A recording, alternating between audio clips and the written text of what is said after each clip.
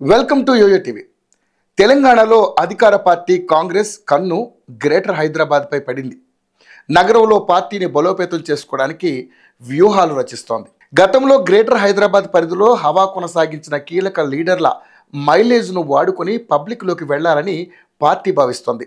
ప్రముఖ నేతల ఇమేజ్తో సిటీలో యాక్టివ్ అవ్వాలని ఆలోచిస్తుంది. ప్రధానంగా ఉమ్మడి ఆంధ్రప్రదేశ్లో వైఎస్ రాజశేఖర రెడ్డి, పీజేఆర్, ముఖేష్ గౌడ్ ఈ ముగ్గురి నేతలు పేద ప్రజల గుండెల్లో నిలిచిపోయారని, అదేవిధంగా హైదరాబాద్లోని ఏ బస్తీలోనైనా వీరి ఫాలోవర్స్ ఉంటారని కాంగ్రెస్ భావిస్తోంది. దీంతో ఆ నేతల ఫాలోవర్స్ను కాంగ్రెస్లోకి తీసుకువచ్చి బస్తీలు, కాలనీలలో పర్యటించాలని కాంగ్రెస్ ఆలోచిస్తోంది. ఇప్పటికే ఆ నేతల అనుచరులలో కొందరు ఎమ్మెల్యేలుగాను పనిచేస్తున్నారు.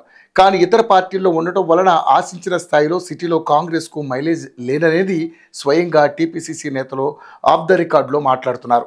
ప్రస్తుతం పార్టీ పవర్లో ఉన్నందున కొన్ని ఏరియాల్లో జాయినింగ్స్ జరిగాయి. గ్రేటర్లో క్లీన్ స్వీప్ చేయాలంటే చేరికలు విస్తృతంగా జరగాల్సిన అవసరం ఉన్నదని పార్టీ నేతలు వివరిస్తున్నారు.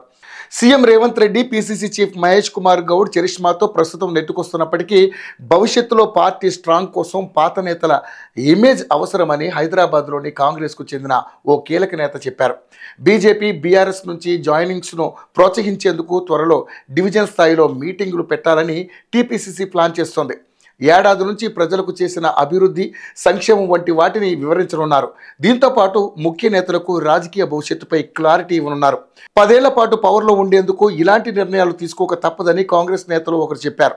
గ్రేటర్లో కాంగ్రెస్ బలోపేతంతో పవర్ఫుల్గా మారవచ్చనేది పార్టీ టార్గెట్. నిజానికి ఉమ్మడి ఏపీలో కాంగ్రెస్కు గ్రేటర్ హైదరాబాద్ కంచుకోటగా ఉండేది.